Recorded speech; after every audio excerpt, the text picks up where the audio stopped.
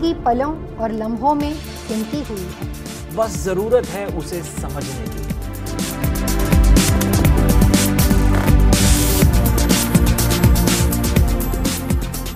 भला समय और घड़ी से बेहतर क्या हो सकता है।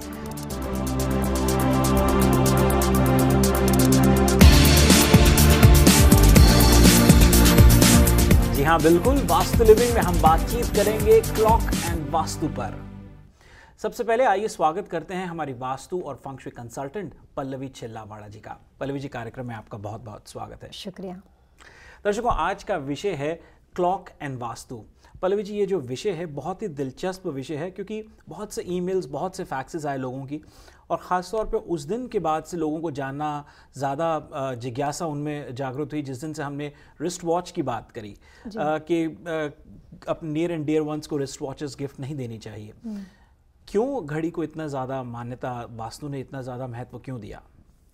वास्तुशास्त्र हमेशा प्रोडक्ट्स के प्लेसमेंट और जगह की सजावट और कंस्ट्रक्शन स्ट्रक्चर दशाओं के साथ डिपेंड करता है।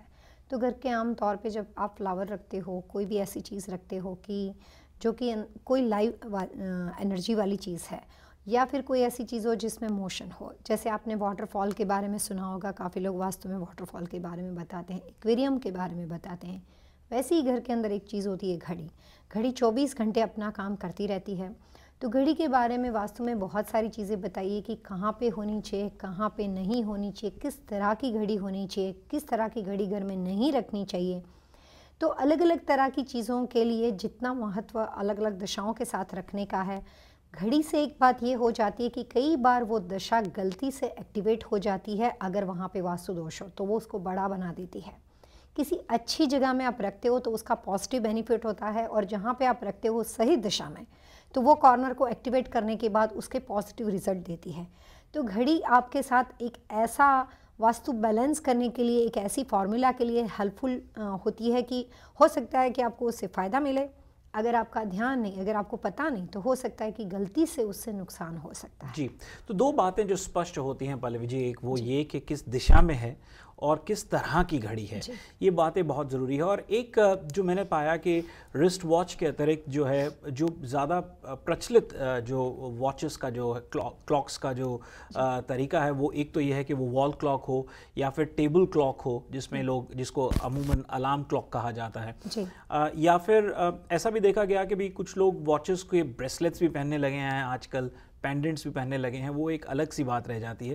लेकिन ख़ास अगर बात हम टेबल क्लॉक की बात करें, जिसको अलार्म क्लॉक कहते हैं, या हम वॉल क्लॉक की बात करें, इनमें किन किन चीज़ों को गौर करना चाहिए? जिस तरह से आपने कहा कि दिशा और किस जो उसका स्टाइल होता है, किस तरह का है, वो बहुत मैटर करता है। मैं चाहूँगा उस पर कुछ और आप रोशनी डालें। आमतौर पे अगर हम घर में या बिज़नेस की किसी लोकेशन पे जब वॉल क्लॉक के बारे में बात करते हैं, तो कोई भी तरह की वॉल क्लॉक के लिए बहुत सारी चीज़ें हैं जो होनी चाहिए, लेकिन कुछ रिस्ट्रिक्शन वास्तुशास्त्र में दिए गए हैं जो कि आपको नहीं करना चाहिए ताकि कोई तरह के प्रॉब्लम्स ना हो।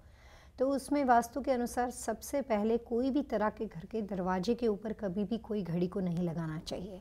चाहे वो कोई भी दरवाज़ा हो, मेन डोर ना होता हुआ वो बेडरूम का दरवाज़ा हो, या स्टडी रूम का दरवाज़ा हो, या घर का फैमिली रूम, जैसे ही घर में आप दाखिल होते हो और सामने उसके ऊपर दरवाजे में अंदर से देखने के लिए घड़ी लगाई हो, तो सबसे पहली वास्तु में ये बात होती है कि घर के किसी भी डोर के ऊपर कभी भी क्लॉक को नहीं लगाना चाहिए। तो ये बात आप ये समझ सकते हो कि ये एक तरह के नियम की तरह बन गया है। उसी तरीके से जब घर का कोई पर्सन, जैसे उसकी बेड पोजीशन हो या कोई ऐसी खास दिशा हो कि अगर आपकी बैग जो है वो डोर के पास करीब में पड़ती हो, ऑफिस सिचुएशन में या किसी क्यूबिकल में, और आपके सर के ऊपर बराबर आपकी बैग के अंदर घड़ी लगी हुई हो, तो वहाँ पे आपको घड़ी नहीं लगानी चाहिए। लेकिन ये बात सिर्फ उन लोगों के लिए हो जो कि वॉल के, उनकी बैक वॉल को पड़ती हो और उसके बिल्कुल करीब में, कोई डिस्टेंस ना होते हुए वो बिल्कुल पास में बैठते हो, तो इस सिचुएशन के ऊपर घड़ी को कभी भी वहाँ पे नहीं लगाना चाहिए। बहुत सिंपल सी बात है कि वो राइट लेफ्ट हो सकता है, अपोजिट वॉल हो सकती है, लेकिन आपकी बराबर बैक नहीं हो सकती। उसी के साथ साथ घड़ी के लिए वास्तु में जो सजेशन दिए गए हैं उसमें किस तरह की घड़ी होनी चाहिए, किस तरह की नहीं होनी चाहिए। तो फिलहाल हम इस प्रोग्राम में जो बात कर रहे हैं वो कोई भी तरह की डिजिटल क्लॉक के बारे में बात नहीं कर रहे हैं, जिसके अंदर कोई भी तरह की नीडल होती है या पेंडुलम होता है, उस तरह की घड़ी के बारे में बात करते हैं। इलेक्ट्रॉनिक डिजिटल क्लॉक कोई भी तरह की होती है, उसकी कोई इमेज नहीं होती है, लेकिन जहाँ पे कोई चीज़ रन करती है, मोशन करती है, उसके बारे में फ़िलहाल बात हो रही है जी। तो उसी तरीके से सबसे अहम बात यह है कि किसी भी घर के अंदर, किसी भी ऑफिस के अंदर कोई भी तरह का बीम या कॉलम पड़ता हो तो उसके ऊपर भी कभी भी घड़ी नहीं लगानी चाहिए। तो ये सब यूज़फुल इन्फॉर्मेशन आमतौर पे आप एज अ टिप ले सकते हो कि घड़ी के कुछ जगह पे होने से कॉमनली किसी भी पर्सन के लिए किस तरह का वास्तु दोष हो सकता है। जी, इसमें क्या घड़ी के आकार के ऊपर भी कुछ निर्भर करता है कि कुछ लोग आई मीन वैसे तो अगर मैं एक लेमैन की तरह सोचूं तो मुझे ऐसा लगता है कि ये एक पर्सनल चॉइस या प्रेफरेंस है या रूम के डेकोर के हिसाब से जाता है कि वॉल क्लॉक आपकी राउंड शेप में है या स्क्वायर शेप में है, रेक्टेंगल शेप में है, ओवल शेप में है, लेकिन क्या कुछ वास्तु किसी आकार या किसी शेप को खास प्राथमिकता देता है क्या? जब हम घड़ी के बारे में बात करते हैं तो घड़ी के अंदर जो उसकी निडल बनी हुई है सिर्फ उसी के बारे में बात कर रहे हैं। तो कोई भी तरह का शेप बना हुआ हो, अगर आम तौर पे हर तरह की घड़ी के लिए सेम फार्मूला है कि वो कहाँ पे होनी चाहिए और वो कहाँ पे नहीं होनी चाहिए, लेकिन अगर हम डिटेल में बात करते हैं कि आपके घर का लिविंग रूम वेस्ट में बना हुआ हो तो वहाँ पे हर तरह का इंटीरियर आप ज़्यादातर मेटल रिलेटेड करते हो तो आपको वहाँ पे मेटल क्लॉक लगाने से ज़्यादा फ़ायदा है। लेकिन घड़ी कोई भी शेप की हो सकती है, कोई भी तरह के मटेरियल की हो सकती है। अगर डिटेल में बात करेंगे तो ये बात ज़रूर आती है कि कहाँ पे वुड की घड़ी होनी चाहिए और कहाँ पे मेटल की होनी चाहिए, बट फ़िलहाल हम घड़ी की पोजीशन पे बात कर रहे हैं कि किस तरह की पोजीशन पे बिल्कुल नहीं होनी चाहिए और किस तरह की पोजीशन पे लगाने से लोगों को घड़ी से भी फ़ायदा हो सकता है। जी, चले इसी पर पल्लवी जी मैं चाहता हूँ कि थोड़ा आप और अच्छे से समझाएं कि अगर हम ये दिशा की बात कर रहे हैं, किन किन दिशाओं पे किस तरह की घड़ी, जैसे पेंडुलम की वॉल क्लॉक की आपने बात करी, किस दिशा में पेंडुलम वॉल क्लॉक्स होनी चाहिए और किधर नहीं होनी चाहिए? वास्तुशास्त्र में अलग अलग तरह की कई तरह की फॉर्मूला बताई गई है, क्योंकि किसी भी चीज़ को बैलेंस करने के लिए आपके पास lot of instrument, lot of formulas होनी चाहिए। पानी के थ्रू, घड़ी के थ्रू जिस किसी भी चीज़ से मोशन क्रिएट हो सकता है, वो सारी चीज़ एज अ वास्तु कंसल्टेंट के लिए एक इस तरह का इंस्ट्रूमेंट है जिससे वो वास्तु दोष को निकाल सकता है। कई बार वास्तु दोष गलती से क्रिएट हो जाते हैं तो उसको बैलेंस कर सकता है। तो घड़ी के लिए जिस तरह की पोजीशन के बारे में बात करी, वैसे ही घड़ी के लिए कुछ दिशाएं हैं कि जैसे साउथ वेस्ट है, साउथ ईस्ट है, प्रॉपर 120 डिग्री पे साउथ है, तो जो कुछ खास तरह की डिग्री है वहाँ पे भी घड़ी ऐसे नहीं होनी चाहिए जैसे हमने कॉमनली कंस्ट्रक्शन स्ट्रक्चर के अनुसार कहा कि मेन डोर पे, बीम पे।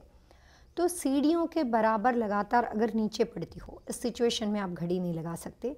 सीढ़ी के बराबर स्टेप्स जो बने हुए हो उसके ऊपर, स्टेप्स के ऊपर जाती हुई घड़ी नहीं लगानी चाहिए। आमतौर पे ऐसा डेकोरेशन बहुत लोग कम करते हैं, बट अभी कुछ टाइम पहले मैंने यूके में एक कंसल्टिंग किया था। यूके का सिस्टम बहुत ही डिफरेंट तरह का है, तो वहाँ पे मैंने किसी के साथ काम किया था। उन्होंने देखा था कि तरह तरह की घड़ियाँ लाके उन्होंने सीढ़ियों के स्टेप्स के साथ अलग अलग तरह की, क्योंकि वो काफ़ी उनको शौक था घड़ियों का, तो उन्होंने बहुत डिफरेंट तरीके से स्टेयरकेस को डिज़ाइन किया था।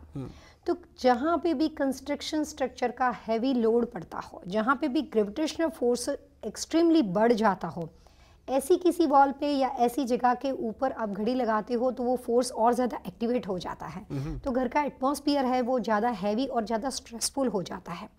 जैसे एक सिंपल बात है कि किसी ने अपने बैक के ऊपर बहुत ज़्यादा वेट उठाया है या अपने सर के ऊपर बहुत ज़्यादा वेट उठाया है, तो उस वक्त उसका मूड जो होता है वो थोड़ा डिफरेंट हो जाता है। वो बहुत लाइव, बहुत फ्रेश नहीं होता है। हैवी सामान के साथ आदमी फ्रेश फील नहीं कर पाता है। उस वक्त जाके आप और सामान कोई ऐसा रख दो या उसको हमेशा लगातार उसको छेड़ना शुरू करके उसको एनर्जाइज कर दो कि ताकि वो ज़्यादा हाइपर हो जाए, तो उसका नुकसान हो जाता है। एक कॉमनली एग्जांपल है।